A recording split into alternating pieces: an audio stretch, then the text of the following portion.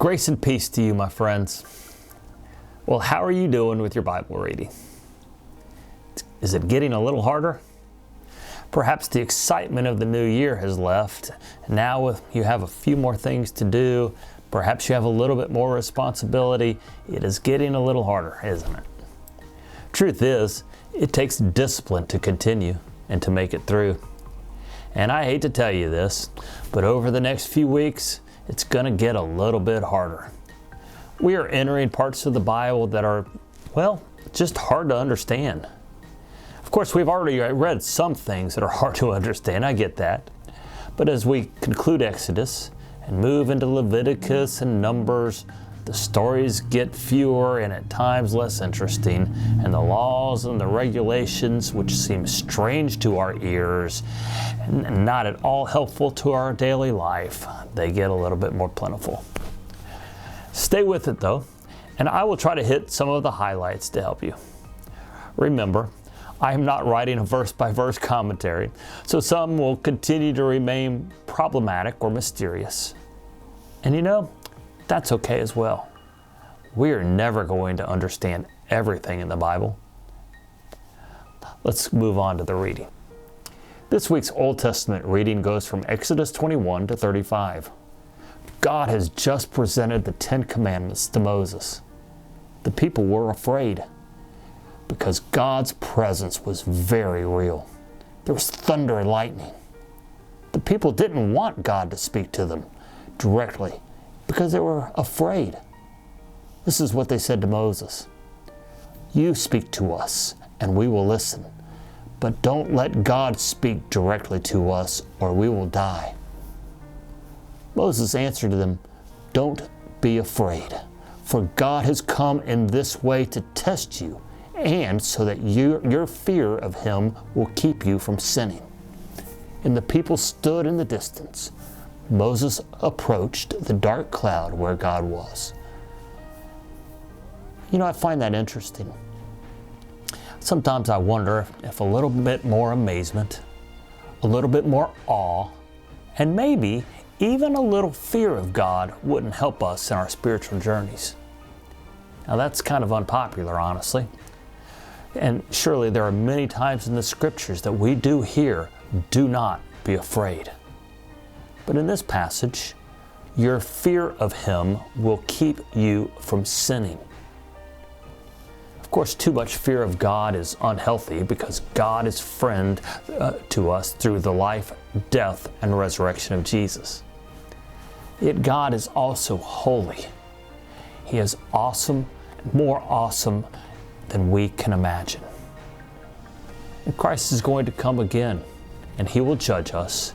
And that should at times give us pause to perhaps not quake in fear, but at least to remember God's presence is, while comforting, it is also to be convicting. Well, in this story, Moses goes into the dark cloud, and in the beginning of chapter 21, we are met with a discussion about, of all things, slavery. More specifically, how to treat slaves. Now, let's face it, these words are hard for us to read. Selling your daughter as a slave, and then taking another wife? Well, thankfully, and hopefully, those ideas are foreign to our way of thinking. So perhaps now is a good time to remind ourselves that the Old Testament has to be interpreted in the light of the New Testament, more specifically, in the light of Jesus, the Son of God. In short, owning another person is contrary to the way and the teachings of Jesus. When looking at the Old Testament, especially many of these type of commands, I like to use the phrase, "in light of Jesus." In other words, what does this passage say to us when looking at it in the light of the words and actions of Jesus, the incarnate Son of God? Keep that in mind as we move through the next few weeks. For example, this week we are going to read through several chapters in Exodus, and we will see things that are hard for us to understand, such as putting people to death for what seems to be minor reasons. So in light of what we know about Jesus, what does this mean for us today? We can also ask ourselves, is there a greater principle at work here? In the light of what we know about Jesus, is there a principle to learn or put into practice? Perhaps the principle here, for example, is to trust God above all things. Not trusting those who practice sorcery, but trusting God alone. You know, we can't just skip over these readings, but perhaps there are things in these passages that can be learned and put into practice. A couple of examples from Exodus 22. We read, "You must not exploit a widow or an orphan." Now this is repeated throughout the Old and the New Testament, and it points to our need to help those in need. Also in this chapter we read, "You must not dishonor God or curse any of your rulers." Well, I'm just going to leave that one there. "You must not hold anything back when you give me offerings from your crops and your wine." In other words, offerings from what God has given us are still not to be withheld. In Exodus 25 to 31, we see God giving instructions for how the people should worship. The first and second of the 10 Commandments speak about having no other God and worshiping God alone. These chapters begin to show us that God provides a plan whereby the people could worship God. There must be a place for worship and people to help lead worship. The tabernacle would be a portable worship center, moved wherever God led the people. This is what God told Moses.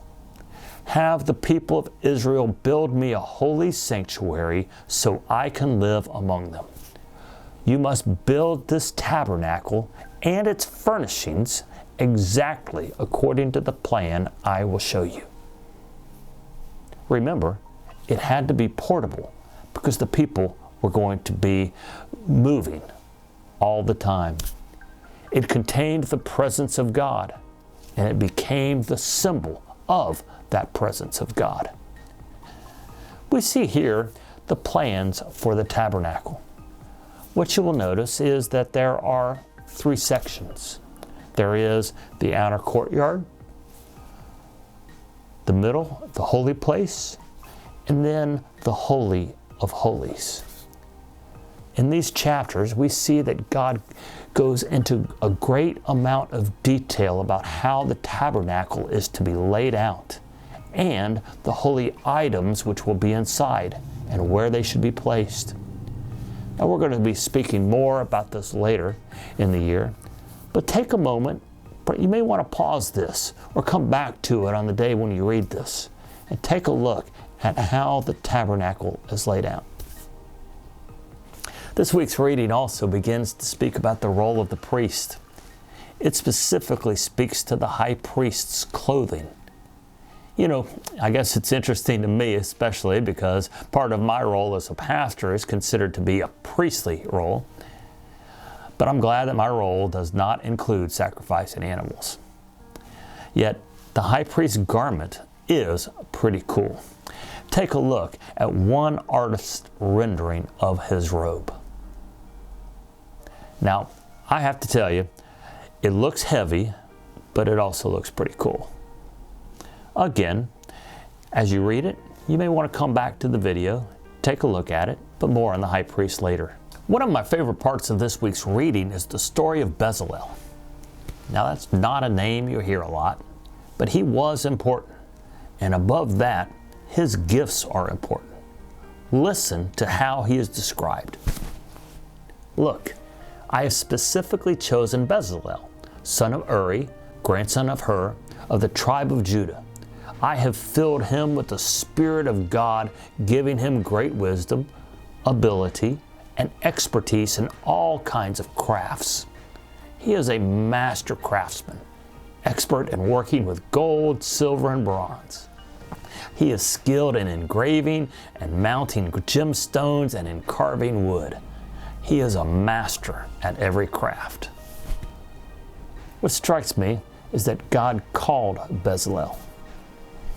He had gifts in all kinds of crafts. In other words, he was an artist. Sometimes we think God only calls people to ordained ministry, or perhaps it's ministry that is in front of people who can speak or teach. Yet the scriptures teach us that God calls everyone. Many people who are gifted artists or gifted woodworkers or know how things work and can fix them, or in our day, gifted with technology. Those people are called by God. You are called by God. Our gifts may be different, but all of us, like Bezalel, are called.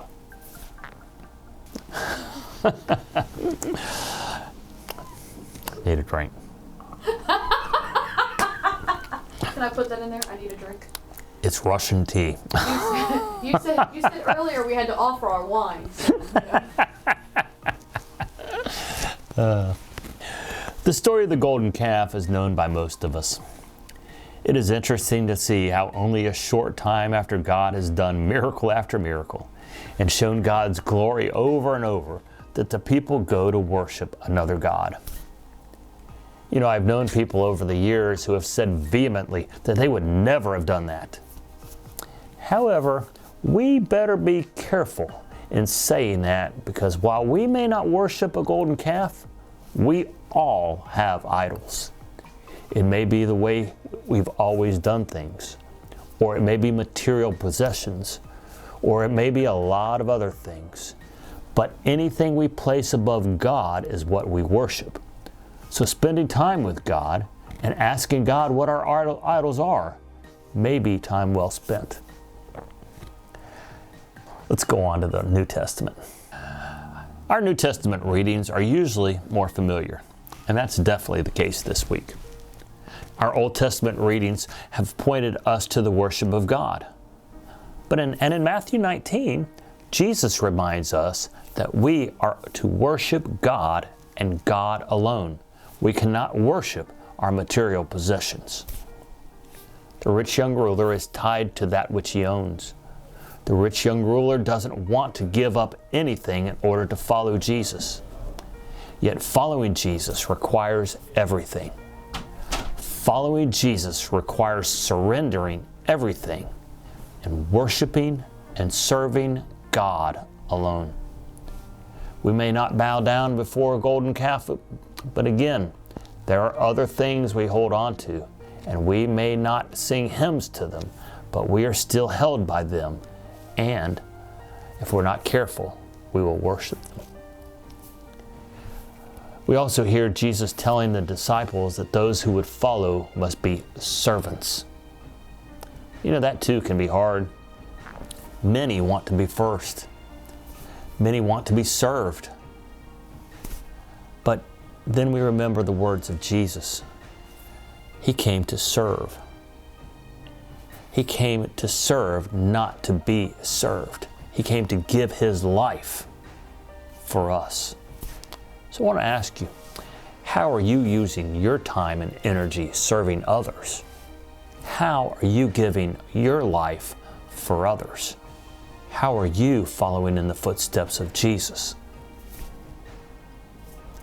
One of the best things about a reading plan is that you can read stories of Jesus at a different time of the year than we normally do. This week, we read the story of Jesus' triumphal entry into Jerusalem, the event which we know of as Palm Sunday. Jesus enters Jerusalem and begins the most important week of human history. Jesus enters Jerusalem as a king, not a political king, not a warrior king, but as the King of Peace, riding on a donkey. Well, there is obviously a lot more in these chapters in Matthew, but I want to end with the Great Commandment. In the Old Testament readings this week and for the next couple of weeks, there will be a lot of commands. But Jesus says in this week's Matthew reading that they can all be summed up this way. A young person came to Jesus and said, "Teacher, what is the most important commandment in the law of Moses? Jesus replied, you must love the Lord your God with all your heart, all your soul, and all your mind. This is the first and greatest commandment. The entire law and all the demands of the prophets are based on these two commandments. A second is equally important. Love your neighbor as yourself. You know, there's a lot of things in the Bible we don't understand, but sometimes we can make it a little bit too complicated. Very simply, love God, love neighbor. Of course, there's more, and of course we need to continue to read. But when in doubt, do this. Love God, love neighbor. Next week, we are going to have a Zoom session to kind of talk about what we've learned and what we've questioned and some of the things that we have read this first month. So on February 1st, which is Tuesday night at 7 o'clock, we're going to gather by Zoom. If you need a Zoom invitation, let me know, give me a call, or you can send me an email. If you have signed up through our Church Center app, then you'll automatically get that. But just this will just kind of give us an opportunity to talk about what we have read, questions that we have. I'm not going to have all the answers, so don't anticipate that.